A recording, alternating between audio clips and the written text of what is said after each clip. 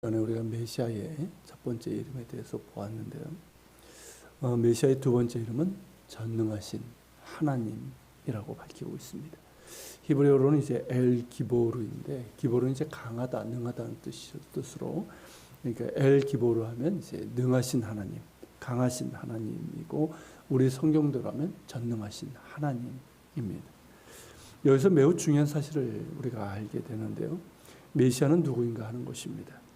오늘날 유대교에서는 메시아는 하나님에 의해서 임명된 인간으로 악으로부터 이 세계를 정화하여 확고한 기초 위에 선을 확립할 능력과 권위를 하나님으로부터 부여받은 자라고 말하고 있습니다. 의도적으로 메시아의 신적 존재성을 부인하고 있는 것이죠. 이게 매우 의도적입니다. 그 이유는 원래 이러지 않았거든요. 그 이유는 기독교에 대한 반감, 그리고 예수님에 대한 거부에서 나온 것이라 할 수 있습니다. 그러나 오늘 본문은 분명하게 말합니다. 메시아는 엘 기보르, 전능하신 하나님으로 불릴 것이라는 사실입니다. 어디에도 그저 하나님으로부터 위임받은 인간, 하나님으로부터 능력과 권위만을 부여받은 인간이라는 표현은 없습니다. 메시아는 전능하신 하나님이시라는 것을 밝히 보여주고 있습니다.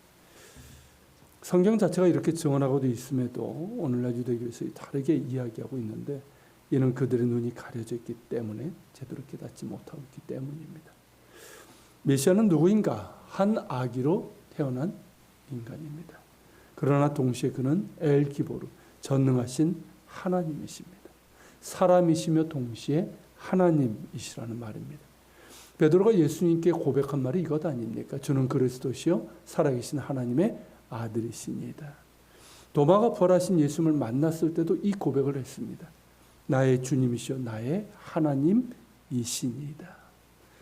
예수님이 참 하나님이시며 참 인간이라는 이 믿음은 바로 이 구약 성경, 특히 오늘 본문 말씀에 근거한 것이지 기독교에서 만든 이야기가 아니라는 것입니다. 메시아신 예수님이 왜 참 인간이며 참 하나님이십니까? 그래야만 인간을 죄에서 구원할 수 있기 때문입니다. 인간은 죄인입니다. 그리고 죄의 삭은 사망입니다. 죄인이 그 죄를 용서받으려면 그 자신이 죽거나 죄 없는 다른 이가 대신해서 죽어야 됩니다. 그것이 바로 대속의 원리입니다. 그런데 모든 인간은 죄인입니다. 죄 없는 이가 없습니다. 그러기에 사람으로서는 진정한 대속을 할 수 없습니다. 죄 없는 인간이 필요합니다. 그래서 하나님께서 택하신 방법이 바로 하나님의 본체이신 독생자를 사람의 몸으로 세상에 보내셔서 모든 인간의 죄를 지고 대신 죽게 하시는 것이었습니다. 모든 인간을 대속하는 구원은 죄 없으신 하나님의 아들이 사람의 몸을 입고 이 땅에 오심으로만 가능한 것이죠. 예수께서 사람의 몸을 입고 오신 하나님이심을 믿으십니까? 그분이 참 인간이시며 참 하나님이심을 믿습니까? 그는 전능하신 하나님이라. 오늘 성경이 우리에게 증언하는 내용입니다. 오직 참 인간이시며 참 하나님이신 예수님만이 우리를 죄와 사망에서 구원하실 수 있는 메시아이십니다. 메시아의 세 번째 이름은 영존하시는 아버지입니다. 히브리어로는 이제 아비 아들인데, 이제 아비는 이제 아버지라는 뜻이고요. 그리고 아들은 영원이라는 뜻을 갖고 있습니다. 자, 영원이라는 게 뭡니까? 사실 영원은 우리 인간의 개념이 아니에요. 우리는 영원이 뭔지 사실 잘 모릅니다. 영원은 그저 개념적으로 한다면 과거, 현재, 미래를 포함하는 시간, 그 끝과 끝이 없는 그 시간이겠죠. 근데 이 단어는 오직 하나님께만 쓸 수 있는 단어입니다. 영원히 존재하는 분은 오직 하나님밖에 없으시기 때문입니다. 그리고 이 영원이라는 말에서 우리는 메시아의 존재에 대해서 알 수 있습니다. 메시아는 영원한 존재이십니다. 이 말은 메시아가 피조물이 아니라 영원부터 영원까지 살아계신 하나님 그분 자신이라는 말입니다. 예수님께서 요한계시록에서 나는 알파요 오메가요 처음과 나중이라고 하신 이유가 바로 여기에 있습니다. 메시아는 하나님 자신으로서 영원부터 영원까지 계시는 영존하시는 하나님이십니다. 그런데 여기서 영존하시는 하나님이라고 하지 않고 아버지라고 했습니다. 여기서 아버지는 누구를 얘기하는 걸까요? 성부 하나님, 야훼 하나님을 뜻합니다.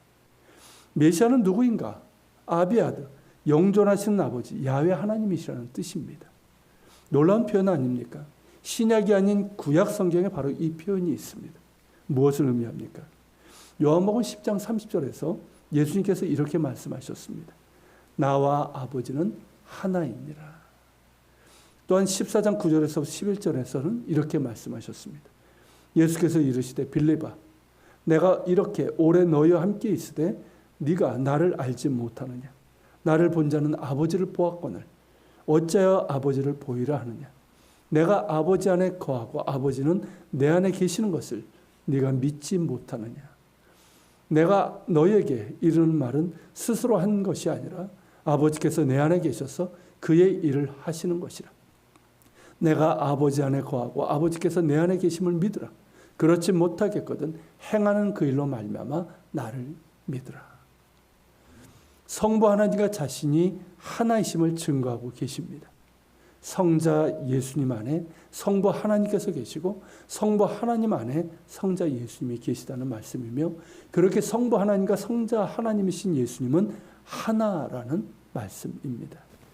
그것을 증언하고 있는 것이 바로 본문의 아비아드, 영존하시는 아버지라는 이 말입니다. 만일 메시아와 성부 하나님이 다른 분이시고 하나이신 하나님이 아니라면 어찌 메시아의 이름이 아비아드, 영존하시는 아버지라고 할 수 있겠습니까? 영존하시는 아버지라는 표현은 하나님께만 쓰는 표현입니다. 우리는 한 분이신 하나님을 믿습니다. 하나님의 하나 되심은 성부, 성자, 성령 삼위 하나님께서 존재와 본질과 성품에 있어서 하나이신 하나 되심을 뜻합니다. 삼신론이 아닙니다. 삼위로서의 하나이신 하나님을 믿는 것입니다. 그러기에 우리가 예수님을 부를 때 그 이름에서 성부 하나님께서 응답하시는 것이고, 우리가 성령님을 구할 때 그 안에서 성부 하나님과 성자 예수님께서 함께 응답하시는 것입니다. 이것을 이제 신학적인 용어로는 삼일체라고 하는데, 이것은 사실 신비입니다. 논리적으로 완벽하게 설명할 수 있는 것이 아닙니다. 신비이고 다만 성경에 있는 그대로 우리가 믿는 것이고, 우리가 믿을 때 우리는 그것을 실제로 경험할 수가 있습니다. 하나님은 한 분이십니다. 메시아의 네 번째 이름은 평강의 왕입니다. 히브리어로는 샤르 샬롬인데 평화의 왕자, 평화의 왕이라는 뜻입니다. 이 샬롬은 완전함을 뜻합니다. 그러니까 성경에서 말하는 평화는 이 샬롬이고, 이거는 우리가 보통 얘기하는 어떤 피스, 평화와는 좀 차원이 다릅니다. 샬롬은 완전함을 뜻합니다. 어느 한곳 깨지거나 찢어지거나 부족함이 없는 그런 상태, 그러니까 충만한 상태, 이것이 바로 샬롬입니다. 이 샬롬을 가진 분이 바로 하나님이십니다. 이 인간에게는 없습니다. 이 세상에도 없습니다. 이 세상이 줄 수도 없습니다. 오직 하나님께만 있는 샬롬, 바로 이것입니다. 인간이 하나님과 온전한 관계를 가질 때는 이 샬롬이 주어졌습니다. 에덴에서 바로 그러했습니다. 그런데 죄로 말미암아 하나님을 반역함으로 인해서 이 샬롬을 망가뜨려 버렸습니다. 이 샬롬이 깨어졌습니다. 하나님을 떠난 인간에게는 참된 샬롬이 없습니다. 그저 미미한 안정과 만족, 이거를 우리는 샬롬이라고 착각하고 있는 것이죠. 그러나 그것은 샬롬이 아닙니다. 이 샬롬을 회복하기 위해서는 값을 치러야 됩니다. 대가를 치러야 됩니다. 죄의 문제로 인해서 샬롬이 깨졌기에 죄의 값을 치러야 됩니다. 우리가 치러야 될 이 속죄를 예수께서 대신 치르셨습니다. 예수님께서 나를 대신해서, 우리를 대신해서 대속하심으로 우리가 하나님과 샬롬하게 된 것입니다. 에베소서 2장 14절의 말씀처럼 예수님은 우리의 화평, 우리의 샬롬이십니다. 십자가에서 우리를 대신해서 속죄하심으로 하나님과 우리를 화평하게 하셨습니다. 그래서 우리는 하나님의 샬롬을 다시금 누릴 수 있게 되었습니다. 더불어 우리를, 원수되었던 우리가 다시 화평할 수 있게 하십니다. 예수님의 샬롬으로 우리가 서로를 용서하고 사랑함으로 우리가 예수님 안에서 화평할 수 있게 되었다는 것입니다. 예수님은 평화의 왕이십니다. 샬롬의 왕이십니다. 우리에게 참된 샬롬을 주시기 위해서 자신을 내어주셨습니다.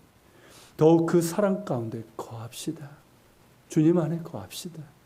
그래서 예수님의 평화가, 샬롬이 우리의 심령을 주장하셔서 그 평화를 누릴 뿐만 아니라 우리의 관계도 붙들어 주셔서 평화를 잃어버린 이 땅에 화평하게 하는 자들로 설 수 있기를 소망합니다. 같이 기도합시다. 그는 기묘자라 모사라 전능하신 하나님이라 영존하시는 아버지라 평강의 왕이라. 이것이 메시아의 이름입니다. 우리 주 예수 그리스도의 이름이시고 바로 이것이 예수님이 누구인가에 대한 대답인 줄 압니다.